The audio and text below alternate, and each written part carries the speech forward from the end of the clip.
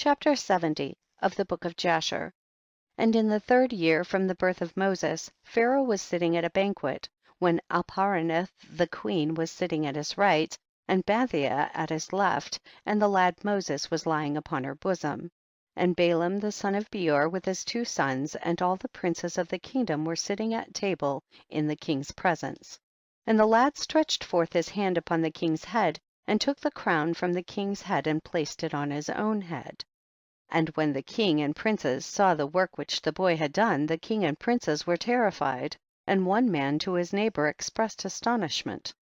And the king said unto the princes who were before him at table, What speak you, and what say you, O ye princes, in this matter, and what is to be judgment against the boy on account of this act?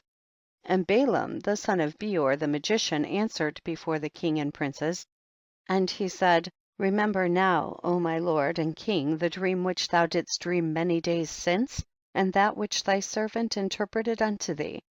Now therefore this is a child from the Hebrew children in whom is the Spirit of God, and let not my lord the king imagine that this youngster did this thing without knowledge. For he is a Hebrew boy, and wisdom and understanding are with him, although he is yet a child. And with wisdom has he done this and chosen unto himself the kingdom of Egypt. For this is the manner of all Hebrews, to deceive kings and their nobles, to do all these things cunningly, in order to make the kings of the earth and their men tremble.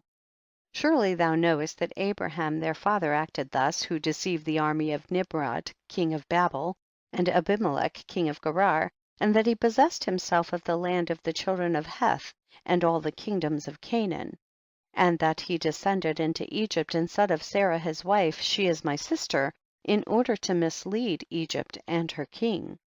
His son Isaac also did so when he went to Gerar and dwelt there, and his strength prevailed over the army of Abimelech, king of the Philistines. He also thought of making the kingdom of the Philistines stumble in saying that Rebekah his wife was his sister. Jacob also dealt treacherously with his brother, and took from his hand his birthright and his blessing. He went then to Paddan Aram to the house of Laban his mother's brother, and cunningly obtained from him his daughter, his cattle, and all belonging to him, and fled away and returned to the land of Canaan to his father. His sons sold their brother Joseph, who went down into Egypt and became a slave, and was placed in the prison house for 12 years, until the former Pharaoh dreamed dreams and withdrew him from the prison house, and magnified him above all the princes in Egypt on account of his interpreting his dreams to him. And when God caused a famine throughout the land, he sent for and brought his father and all his brothers and the whole of his father's household, and supported them without price or reward, and bought the Egyptians for slaves. Now therefore, my lord king, behold, this child is risen up in their stead in Egypt, to do according to their deeds, and to trifle with every king, prince and judge. If it please the king, let us now spill his blood upon the ground, lest he grow up and take away the government from thy hand, and the hope of Egypt perish after he shall have reigned. And Baalam said to the king, Let us moreover call for all the judges of Egypt and the wise men thereof, and let us know if the judgment of death is due to this boy, as thou didst say, and then we will slay him. And Pharaoh sent and called for all the wise men of Egypt, and they came before the king, and an angel of the Lord came amongst them, and he was like one of the wise men of Egypt. And the king said to the wise men, Surely you have heard what this Hebrew boy who is in the house has done, and thus has Baalam judged in the matter. Now judge you also, and see what is due to the boy for the act which he has committed. And the angel, who seemed like one of the wise men of Pharaoh, answered and said as follows, before all the wise men of Egypt and before the king and the princes. If it please the king, let the king send for men who shall bring before him an onyx stone and a coal of fire, and place them before the child. And if the child shall stretch forth his hand and take the onyx stone, then shall we know that with wisdom has the youth done all that he has done, and we must slay him. But if he stretch forth his hand upon the coal, then shall we know that it was not with knowledge that he did this thing, and he shall live. And the thing seemed good in the eyes of the king and the princes, so the king did according to the word of the angel of the Lord. And the king ordered the onyx stone and coal to be brought and placed before Moses. And they placed the boy before them, and the lad endeavored to stretch forth his hand to the onyx stone, but the angel of the Lord took his hand and placed it upon the coal. And the coal became extinguished in his hand, and he lifted it up and put it into his mouth, and burnt part of his lips and part of his tongue. And he became heavy in mouth and tongue. And when the king and princes saw this, they knew that Moses had not acted with wisdom in taking off the crown from the king's head. So the king and princes refrained from slaying the child. So Moses remained in Pharaoh's house, growing up, and the Lord was with him.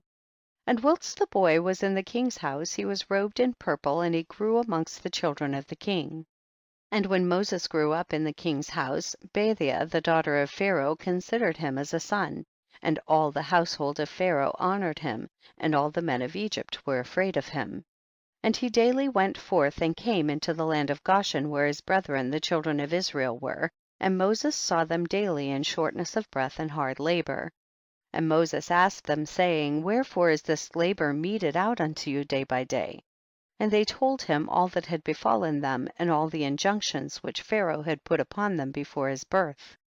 And they told him all the counsels which Baalam the son of Beor had counselled against them, and what he had also counselled against him in order to slay him, when he had taken the king's crown from off his head.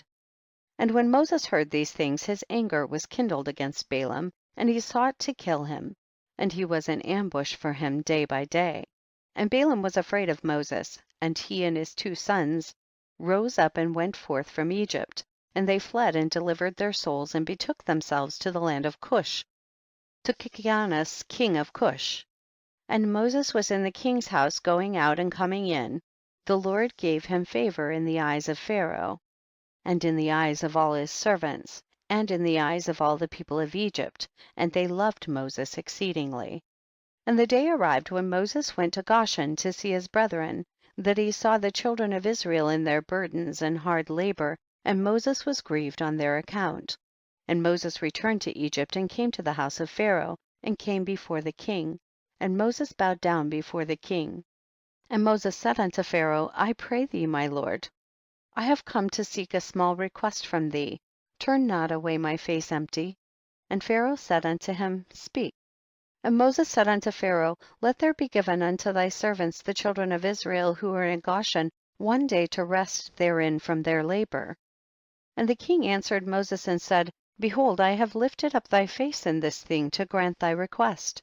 And Pharaoh ordered a proclamation to be issued throughout Egypt and Goshen, saying, to you, all the children of Israel, thus says the king, for 6 days you shall do your work and labor, but on the 7th day you shall rest, and shall not perform any work.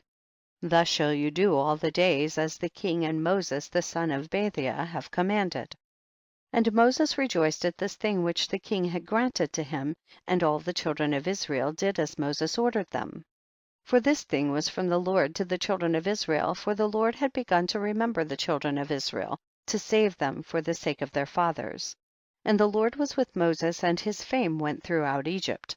And Moses became great in the eyes of all the Egyptians and in the eyes of all the children of Israel, seeking good for his people Israel and speaking words of peace regarding them to the king. End of chapter 70.